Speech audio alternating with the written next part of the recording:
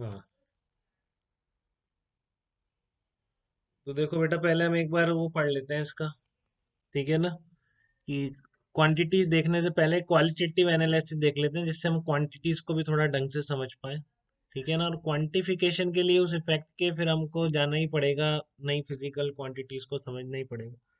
But qualitatively मैं आपको बता देता हूँ कि डायामैग्नेटिक या पैरामैग्नेटिक फेरोमैग्नेटिक मटेरियल्स को एक्सटर्नल फील्ड में रखने पर क्या इफेक्ट देखने को मिलते हैं। ठीक है ना, तो वो मैं आपको यहाँ बता देता हूँ। जैसे मान लो आपका ये डायामैग्नेटिक मटेरियल्स है, पहले डायामैग्नेटिक को एक्सटर्नल फील्ड में लाने पर या एक्सटर्नल फील्ड को उसके पास लाने पर डायामैग्नेटिक मटेरियल्स में क्या क्या चेंजेस आपको देखने को मिलेंगे, तो वो बता रहा हूँ मैं। ठीक है ना। हाँ मुदित, अभी क्लास में हूँ बेटा गुड मैं। Morning sir. Good morning. मैं क्लास में मतलब हूँ, फिर कॉल करता हूँ आपको, ठीक है। अच्छा अच्छा, ठीक है सर, ठीक है, ओ, ठीक है। ओके बेटा। हाँ, तो आप इसमें क्या है, आप इसको एक्सटर्नल फील्ड में ला रहे हैं, जैसे मान लो ये बार मैग्नेट है। ठीक है ना, और इस तरह की आपकी magnetic field lines, magnetic field pass होगा इससे। मैंने बताया बार मैग्नेट में बाहर एन से एस की तरफ होती है, अंदर एस से एन की तरफ होती है। ठीक है ना, तो ये एक्सटर्नल फील्ड में ले गए आप इस डायामैग्नेटिक मटेरियल्स को। ठीक है ना, और एक्सटर्नल फील्ड में लाने पर क्या होगा कि अब इसका इफेक्ट अपन, जो इसका रीजन है जो बताने वाला हूँ, ये नेक्स्ट चैप्टर अपना वही है, इलेक्ट्रोमैग्नेटिक इंडक्शन। कि जब भी कहीं फ्लक्स चेंज होता है तो वहां पर क्या होता है, एक इंड्यूस्ड ईएमएफ पैदा हो जाता है। ठीक है ना, फ्लक्स मतलब अभी आप समझिए मैग्नेटिक फील्ड चेंज हो रहा है। तो आपने जैसे इलेक्ट्रिक फ्लक्स पढ़ा था, E vector dot A vector, वैसे ही मैग्नेटिक फ्लक्स भी होता है, बी डॉट ए। ठीक है, तो अगर आप इस मैग्नेट को लाए इसमें, तो मैग्नेटिक फील्ड जैसे ही लगाया तो यहाँ पर मैग्नेटिक फ्लक्स चेंज हो रहा है। ठीक है ना, और जहाँ पे भी मैग्नेटिक फ्लक्स चेंज होता है वहां पर एक ईएमएफ पैदा हो जाता है। ठीक है ना, ईएमएफ वहां पर पैदा हो जाता है, तो उससे क्या होगा, इस मटेरियल्स के इलेक्ट्रॉन थोड़ा सा फोर्स एक्सपीरियंस करेंगे। ठीक है ना, अब ये जो ईएमएफ पैदा होता है हमेशा इंड्यूस्ड ईएमएफ होता है, जब तक बहुत अच्छे अरेंजमेंट ना किए जाएं ये बहुत कम होता है। ठीक है ना, तो इसमें इलेक्ट्रॉन की मोशन तो स्टार्ट होती है, बट वो बहुत ही स्मॉल पाथ में होती है, ऑलमोस्ट सर्कुलर पाथ इस तरह के मान सकते हैं आप एक तरह से। बहुत स्मॉल पाथ, वो ज्यादा पाथ क्यों नहीं ट्रेवल कर सकते, ज्यादा करेंगे तो रेजिस्टेंस ज्यादा मिलेगा, फिर ज्यादा ईएमएफ चाहिए, वो है नहीं इतना। ठीक है ना, तो एक्सटर्नल फील्ड में ले जाने पर इन डायामैग्नेटिक मटेरियल्स में क्या होता है, एक इनमें एक एम वेक्टर इंड्यूस हो जाता है, सर्कुलेटिंग करंट इंड्यूस हो गई, मतलब क्या हो गया, एक एम वेक्टर इंड्यूस हो गया। ठीक है ना, क्या इंड्यूस हो गया, इनमें एम वेक्टर इंड्यूस हो जाता है। ठीक है, अब एक उसके बाद फिर आप इसके इस लॉ के बाद कि जब भी कहीं पर मैग्नेटिक फ्लक्स चेंज होता है, ठीक है, तो वहां पर एक इंड्यूस्ड ईएमएफ पैदा हो जाता है। और ईएमएफ क्या करेगा, इलेक्ट्रॉन्स को भगाने का काम ही करता है मटेरियल। ठीक है ना, इसलिए ही तो आपका कंडक्टर में करंट चलने लग जाता है। ठीक है, लेकिन वो है बहुत कम, तो small circulating current M vector create होते हैं। तो इसके बाद हम एक लेंज लॉ पढ़ेंगे, लेंज लॉ। वो हमको क्या बताता है, वो हमको बताएगा कि जो भी आपका इंड्यूस्ड ईएमएफ से करंट चलती है, वो हमेशा इस तरीके से चलती है कि वो जिसके कारण पैदा हुई है उसी को खत्म करने का कोशिश करती है। ठीक है ना, उसी को क्या करती है, खत्म करने की कोशिश करती है। वो करंट हमेशा ऐसे चलती है, इंड्यूस्ड ईएमएफ से जो चलेगी। तो आपने बोला यहाँ पर सर्कुलेटिंग करंट्स पैदा हो गए हैं इसके अंदर मटेरियल्स के। ठीक है ना, नए एम वेक्टर पैदा हो गए हैं, तो ये हमेशा कोशिश क्या करेंगे, इनका पैदा होने का रीजन था ये एक्सटर्नल फील्ड जो आ गया है इसके अंदर। ठीक है ना, इन सब के एम वेक्टर के पैदा होने का रीजन ये था, इसके अंदर जो मैग्नेटिक फील्ड एकदम से बढ़ गया है। तो ये सारे एम वेक्टर ऐसे पैदा होंगे कि वो जो एक्सटर्नल फील्ड आपका बढ़ गया है उसको कम करने की कोशिश करें। ठीक है ना, मान लो इसके कारण जो फील इंटेंसिटी आई है वो बी नॉट वेक्टर आई है आपकी आउटसाइड वाली में, स्टैंडर्ड नोटेशन यूज करेंगे अपन, हो सकता है आपकी बुक से अलग हो। ठीक है ना, बट शायद एससीबी से मैच कर जाएंगे, एनसीईआरटी से बिल्कुल मैच नहीं करेंगे। ठीक है ना, उसने तो बहुत ही अजीब से नोटेशन ले रखे हैं, तो उससे मैच नहीं करेंगे, लेकिन बाकी एससीवी से मैच कर देंगे। बी नॉट का मेरे को ध्यान नहीं है उसने क्या एक्सटर्नल लिखा है क्या लिखा है, बट अपन ये रखेंगे आउटसाइड जो फील्ड लाए हैं वो हम बी नॉट वेक्टर बोलेंगे। ठीक है ना। अब आपका outside field B naught vector को ये नए एम वेक्टर क्या करेंगे, अंदर कम करने की कोशिश करेंगे बेटा। ठीक है ना। ये आउटसाइड बी नॉट वेक्टर जो पैदा हो चुका है इसको जो एम वेक्टर पैदा हो गए हैं कम करने की कोशिश करेंगे। तो ये अपना खुद एक मैग्नेटिक फील्ड पैदा करेंगे अंदर अपोजिट डायरेक्शन। ठीक है ना। तो वो जो पैदा कर रहे हैं उसको मैं बी आई वेक्टर बोलता हूँ बेसिकली। ठीक है ना। उसको मैं क्या बोल रहा हूँ, बी आई वेक्टर बोल रहा हूँ, इंड्यूस होके होने की वजह से जो आया है इन एम वेक्टर की वजह से।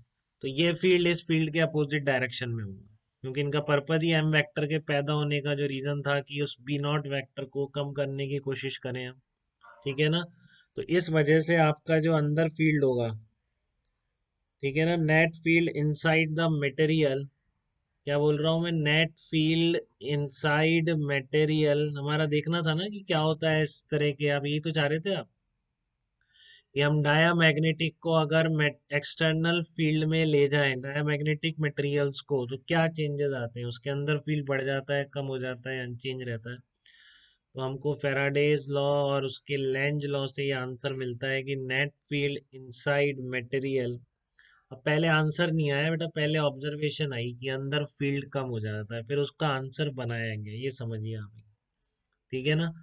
पहले आंसर नहीं आया, पहले ऑब्जर्वेशन आई कि ऐसे मटेरियल्स में जो मैग्नेटिक फील्ड इंटेंसिटी है बाहर के कंपैरिजन में कम हो जाता है। तो नेट फील्ड इनसाइड को मैं केवल कैपिटल बी से डिनोट करूँ तो वो क्या होगा, आउटसाइड फील्ड से कम हो जाएगा, क्योंकि ये जो नया फील्ड पैदा हुआ है एम वेक्टर्स इंड्यूस होने की वजह से, वो क्या करेंगे, उस आउटसाइड फील्ड की इंटेंसिटी को इनसाइड मटेरियल कम कर देंगे। ठीक है। तो डायामैग्नेटिक मटेरियल्स वो हो गए जिनको आप एक्सटर्नल फील्ड में ले जाते हो तो क्या होता है।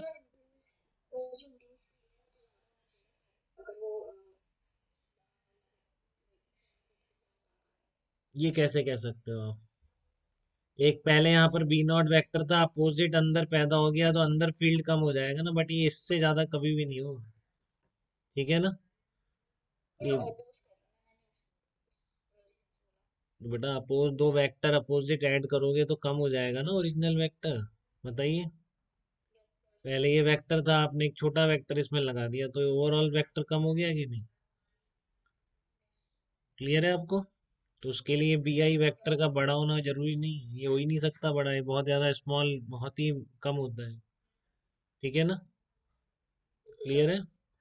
तो आपका ये जो एक्सटर्नल फील्ड है इसको अपोज करने वाला एक अंदर फील्ड हो गया, तो बाहर के फील्ड से डायामैग्नेटिक के अंदर जो फील्ड इंटेंसिटी है वो क्या होती है, कम होती है बेटा। ठीक है ना।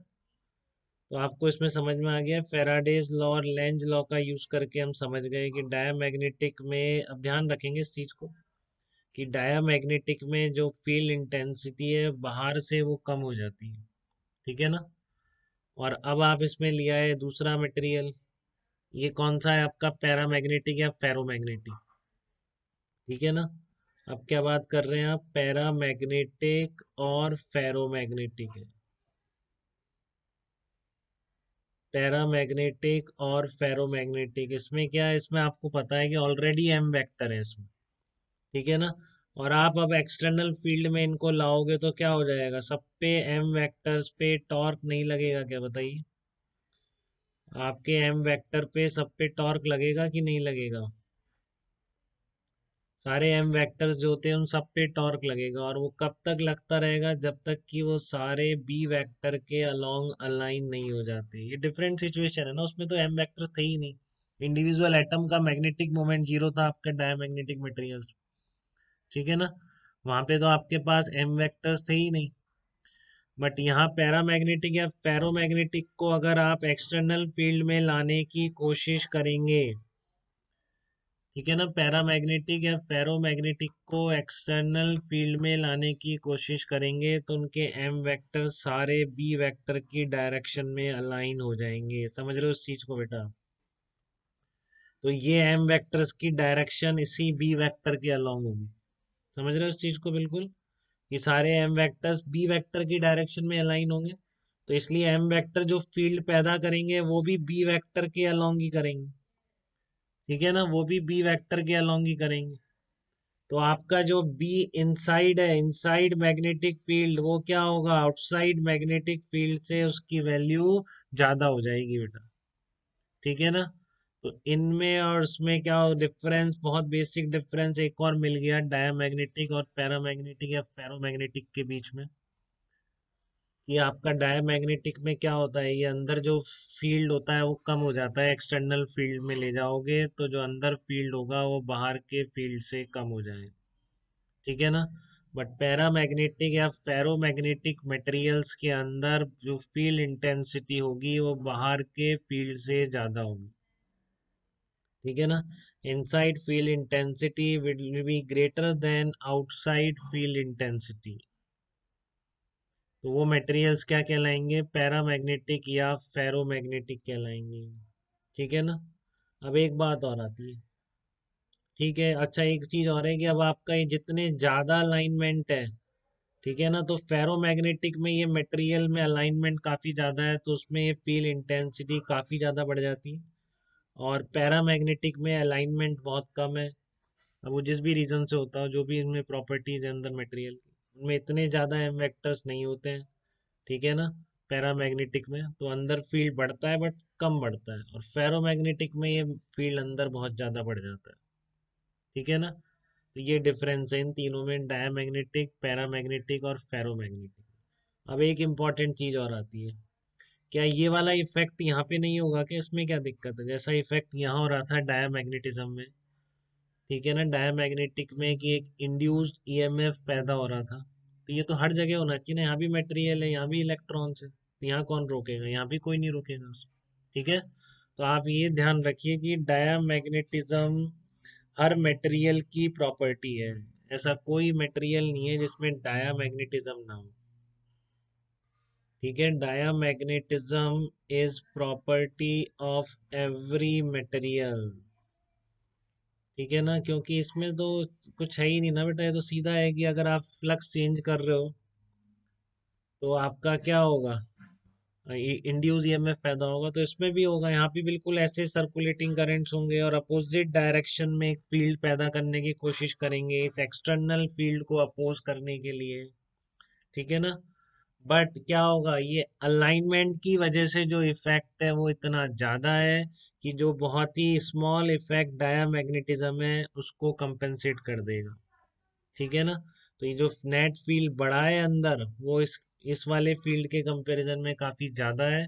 ठीक है। तो इसलिए overall intensity inside the material बढ़ ही जाएगी, कम नहीं होगी, वो डायमैग्नेटिज्म की वजह से। ठीक है ना। बट डायमैग्नेटिज्म हर मटेरियल में होता है, कभी कोई ऑब्जेक्टिव में पूछ ले आपसे तो ध्यान रखना है आपको, diamagnetism is property of every material. ठीक है ना। बट पैरामैग्नेटिज्म और फेरोमैग्नेटिज्म में एम वेक्टर का अलाइनमेंट होने से जो इफेक्ट पैदा हुआ है ये उसको डोमिनेट कर जाता है। ठीक है। तो ओवरऑल रिजल्ट क्या आता है कि अंदर फील्ड इंटेंसिटी इनमें ज़्यादा हो जाती है, फेरोमैग्नेटिक में बहुत ज़्यादा हो जाती है, पैरामैग्नेटिक में फेरोमैग्नेटिक के कंपैरिजन में काफ़ी कम होती है। ठीक है।